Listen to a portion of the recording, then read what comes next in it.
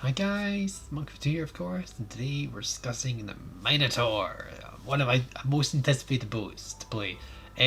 Additional note by the way, guys, tomorrow, that is the 23rd of December, we are doing a giveaway. We're giving some codes to give away, and we're going to do a special stream doing that. Anyway, so on to the modifications. Aiming systems, I would recommend AA guns. You can spec it. It has very good AA, so it's not a bad idea to spec AA gun mods.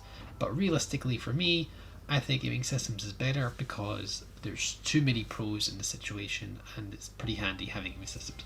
20% traverse speed of torpedo launchers, very useful. 7% dispersion, always nice. It doesn't have secondaries, that means nothing. But hey, yeah, pretty darn useful. Second mod, sorry, steering gears mod 2. You're not going to run damage control, please don't. Third one, I'm not even going to talk about it. You're running concealment. Please don't play agile build. Just run concealment. You know, main battery mod 100% is where to go. Yeah, you can run a concealment build, but really agile is agile. Using the rudder mod, the slot 3s now. Heal, you get a bonkers heal, pretty good heal. You get a really good sonar. It's 4.9, and it does last slightly longer than the other equivalent British sonars. The range is different instead of 4.4, 4.9. So you get a little bit of an improved sonar, but it's still more self-defense than anything else. Something is really special about Minotaur, it gets a 9.9 kilometer radar that lasts for 40 seconds. Usually most radars are 30, this is a whopping 40-second radar. You can of course swap out for smoke. Realistically, radar I believe is actually where to go if you're feeling confident. If you're not, we'll see. Anyway, armor scheme. This is an interesting one. So this is all overmatchable by 203 millimeters of armor, which means any heavy cruisers, like super cruisers or battleships, basically don't see this.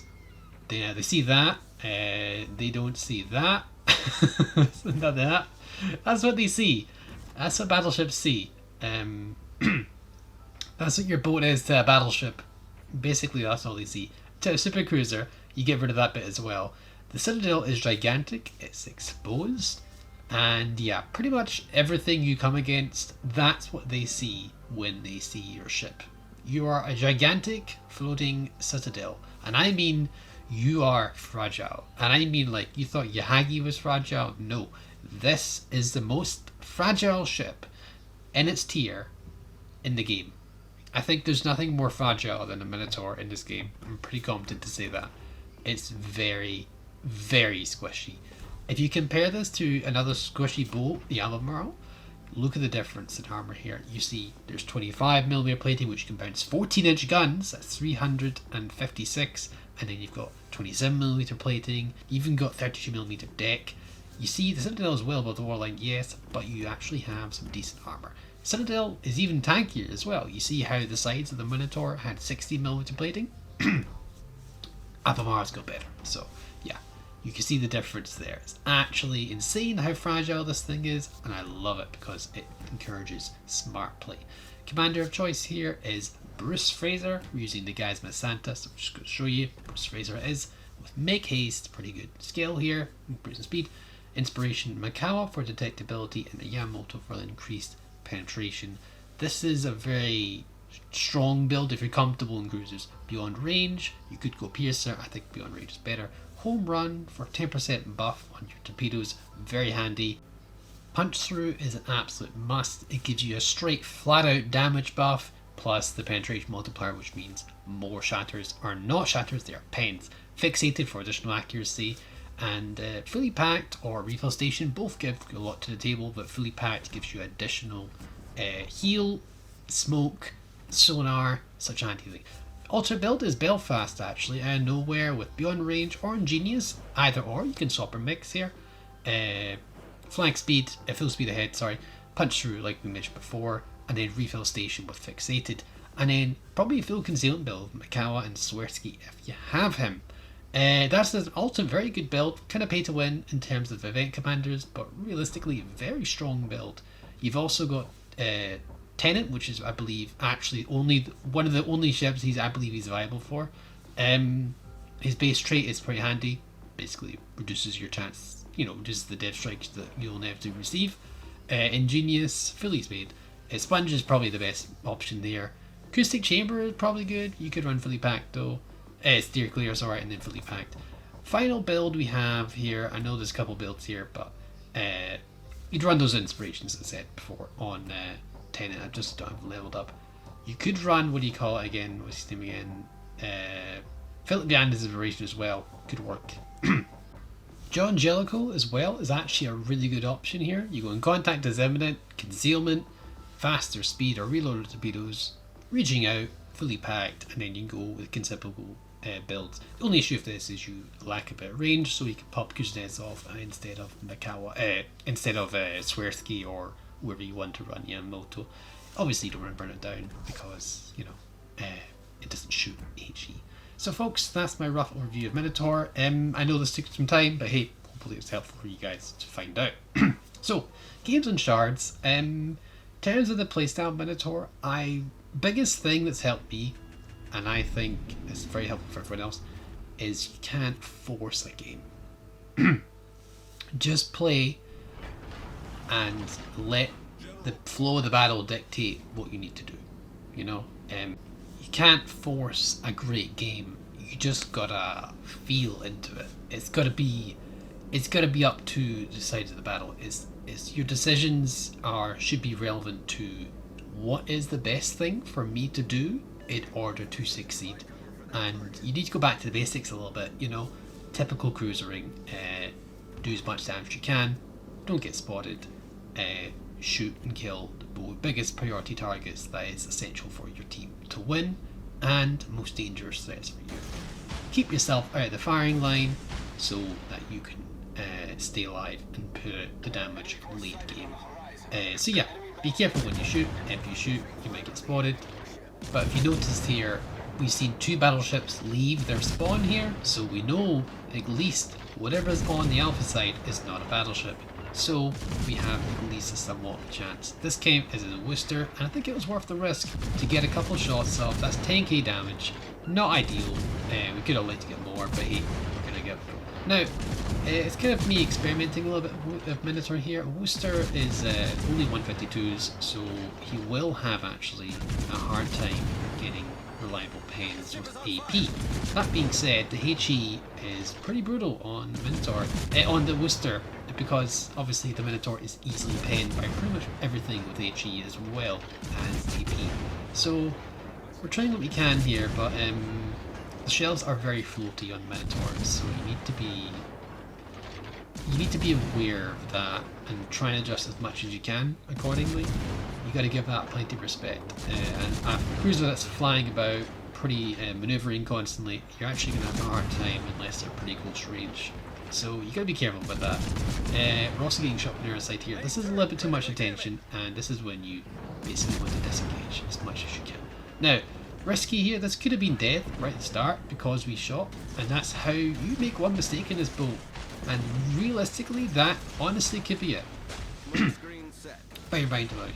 The torpedoes, you have basically, you've got lightning strapped to one side of your ship each. So yeah, pretty well. But one mistake, folks, I can't stress this enough. All it takes is one wrong move and a salvo from a BB, or particularly the biggest thing, that's most scary thing in Legendary tier, for Minotaur Alaska, and you can get dev struck like that. Worcester, if he had AP and we give him broadside, we could have dev struck us. Honestly, it really does not take much to get rid of the ship. It's so easily killed. Yes, it has the heal, but you can't heal a dev strike. That's simple facts there. The Citadels you can heal a remarkable amount. Torpedoes can obviously kill you, but you do heal quite a bit as well. Shinokantis are less of a threat because you have that super heal to compensate. But yeah, they are. This thing is really fragile. We got lucky there because he only spammed HE, and the battleship decided not to shoot us there. But that was a risky play, and we really didn't need to do that. Wasted the smoke, yeah. We didn't get a chance to damage farm for this smoke. Use that smoke to its high potential, which means getting as much as I can out of it and using it to stay safe. Determined it's fine to shoot flanker first, and with that you can get some damage. Yamato, it's pretty floaty shells, as you see. They're pretty high, low caliber shells from a fire cruiser generally have higher velocity because they have to be super firing higher up. So that's generally the case. We're still using that smoke screen. We got 16 seconds. Yeah, we got 16 seconds. So we're actually using it because of line of sight. We do break a brief spot there. We get spotted by a plane there, unfortunate. So we need to start going dark. We start disengaging, turning away, and mitigating our profile. Again, giving broadside could work, but ooh, that was risky. You got a good pen there. Amazing you didn't get a citadel, but yes, a little bit of luck there. So yeah, we need to go dark. We can't keep pushing here. If you shoot again, we already got lucky with one shot. It's not worth it. You need to be careful, preserve your health, and think of a new strategy. You need to be very, very, very careful. I think I've stressed this, but it's honestly, it's the squishiest cruiser I think there is in the game. I think Akuma is slightly tankier than this. Forest tier, yeah, 100%. I think Akuma is tankier than the Minotaur. That's how. One mistake, that's all it takes. As you can see, one mistake. And we responded by the curve first anyway, so it might as well be shooting, but yeah, that could have all been over right there. That's how quickly it takes. That's all it takes, really. You just got one salvo, we weren't paying attention. You really got to focus 100% on this point. So we got lucky twice so far. I'm just going to count them right now as I'm going through this replay. It's twice. That's not good. Not good, but hey, here we go. That's an example, you know, and that's what these MasterClass is all about. Showing you the best ship, the best strengths of the ship, and hopefully the ship's strengths being utilised to its extent, as much as I could muster in that battle. Also highlighting some faults and some things to look out for. Doesn't help, it helps a little bit too. This curve first is trying to capture A. He's a little bit too aggressive with it. We've got a mains behind us who got smacked a little just like us, but it's a mains that's 10 billion times more tanky than we are, so we need to be careful. Now, I'd love to capture A, but if you look at the map, there's DDs there. We have a smoke screen, yes, but we don't have radar, sonar available to us, and if we get spotted, it's very risky. We need to be very safe and very careful about it. So, rather than capping A, we need to be careful, and we're considering going to the right hand side island here. That way we've got good shots over everything and we've got good coverage of that map. That being said, I'd love to cap, but we just need to be very careful about it. So, final decision I was making here is you're going on to the capture point A, but you're not actually going to cap. You're going to stay there nearby. Hopefully as well, we're going to fire some torps soon. Just some screening torps, just maybe if the DD's trying to push in, because my thoughts is the DDs are probably going to go into Alpha Cap. They could go to Charlie, and there's a good chance they'll go to Charlie.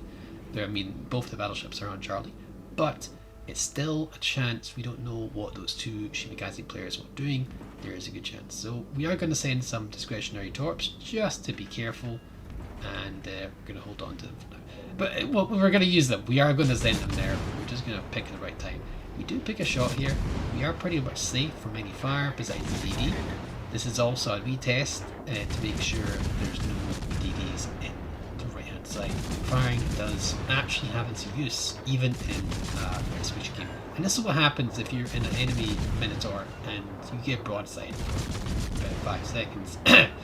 As you can see, it's pretty brutal. It's absolutely disgusting. And we are actually using his momentum to shoot while non-detected because we have cover.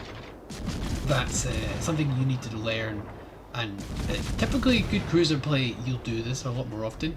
You can shoot things that are moving forward because by the time the shells reach there, the ship has travelled forward into the said shells, because even though you don't have direct line of sight because someone's spotting for you, you can shoot, well, basically for free. There's no downside. So just in case the Shimikazes pop up, we're popping our sonar and we're going to push into the cap. Yes, the mains is already capped, or capping, but that's fine. It doesn't really matter as long as we get into this position and we can branch out, go off into the right hand side. This being said, as much as I'd like to be on the right hand side, establishing crossfires is very key. We've identified where the other battleships are, and you can see in the mini-map here. It's a little bit hard to see from watching the replay, but I'm pretty sure the battleship's disengaged onto Charlie Camp. And all that's left there is potentially the destroyers and that Worcester. Now, we already know what Worcester can do to us, and we give that a little bit of respect, but at the minute we're pretty comfortable here. We've got good cover, we can dodge the shells from Worcester quite easily because he does have that slow velocity for the guns. At least as he gets closer they do get much better, but they do have a pretty darn shortcoming over range. That being said, he is still firing HE, and we can happily tank that with our super heal. That being said, every time he will get pens, as I said. You've got to be careful in the Minotaur. Yeah, I've already driven that point home, I'm pretty sure. Also, as well, when you're actually aiming and hitting targets here, you want to aim for the upper deck when they're giving an angle, and basically upper deck superstructure for angled targets, and if you're hitting the broadsides, you just go mid deck to lower deck depending on how close they are. Like a Yamato at range, you want to aim mid deck, you don't want to aim bottom deck because you're probably not going to get the Citadel. You don't have the pen for that, you've only got 152s.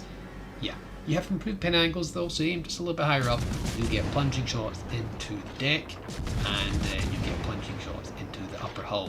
You probably won't get plunging shots into the lower hull because simply the armor is just simply too thick and you get a lot of shadows. Superstructure is always a good point. You definitely want to shoot there. So you notice when I aim at the battleships, aim just a little bit high, and that way you get a really good result with the actual pens. There's a good chance. Shimikaze gets a little bit brave, and this is British short fuse cruiser AP, and this is the light cruiser AP, which means it will rip destroyers up for breakfast. This thing is probably the best DD killer at legendary tier, and of course, since it's legendary tier, I think it's one of the best DD killers in the game. Something it really sells how good this thing is at killing DDs. Not only does it have the super duper really ridiculously quick fire rate, it also has that Bismarck. We can be careful here. We could die here. This could easily have killed us here, but we actually do our best to duke the shells. Well, we don't really. He does actually have HE loaded, so we're kind of lucky here. So, yeah. Fortunately, it was only HE. If it was AP, probably would have been dead. I'm pretty guaranteed that would be the case. But yeah, you need to be 100% aware of all the ship killing things. A good cruiser player would realise that the Battle of Bismarck could potentially shoot at him, and firing was a little bit too risky at that time. That being said, shooting a DD is pretty viable, so tomato, sort of risky there. As you see, the cap is contested. So it turns out one of the DDs is in the cap because the Bismarck's over there. It must be one of the DDs. That being said, we mentioned that the Minotaur is probably one of the best. It's the best DD killer at its tier, and obviously because it's legendary tier, consequent tiers, it's brutal. Not only does it have incredible penning angles here because it can pen the DDs, as you can see that turret traverse is absolutely bonkers, and there we go. That's a death strike with 3 salts. Yeah, pretty bonkers, and yeah, like 11k health doesn't really make a difference. We just have the DPM. It only took about 3 seconds, you know, it's pretty insane. If you have the opportunity to catch something broadside, and yeah, it's pretty much, if you get it for like, it's insane how much damage you can put out. It's literally insane. It's probably is the highest DPM what we currently have. Colbert, the new legendary that's coming out soon, will beat that apparently, but this is insane damage you can pull out, even on unknown targets like this Bismarck. If you hit the right spot, which is just above the superstructure, or just on the superstructure, just the upper deck, with some penning buffs, you get some really nice sounds. 2 pens, hey, it doesn't matter, it all adds up over time. 5 pens, and you can see so we're already starting to chip away. It's not even a good angle, it's not even ideal. You saw how fast you can delete the DDs, and it's just insane how much you can farm and how much you can pull out, how quickly the ships can melt from broadside. Anything broadside, if you have the opportunity to shoot it, it's right there. Minotaur is DPM with pretty much DPM with a side note of radar and squishiness. It's pretty darn brutal. Yeah, high risk, high risk, and a very high reward. You can kill anything you want to kill. Like, anything can die in front of you if you give it enough time to shoot with your guns. And again here, this is like not even funny. Even if the game wasn't over, I don't even think the shells, he'd had time to shoot because of the shells. As you see, they got 9 pens, and maybe he would have had time to get the torps off, but he didn't even get the torps off. Pretty brutal. So, we milestone there, of course. We're just doing the campaign. Picked up a dreadnought, a devastating strike, 3.7 base. Yeah, we didn't get the high cal, a bit oddly, but there we go. 160k, 350 shell hits, 1 solo cap, 7 citadels, mostly on the Minotaur. And yeah, guys, hope you enjoyed this video as always, and have a lovely day. If you haven't seen everything else, be sure to check out below. Be sure to take a like. Be sure to subscribe, guys. It really does help out. And yeah, have a lovely day, as I said before. And also, have a Merry Christmas, guys.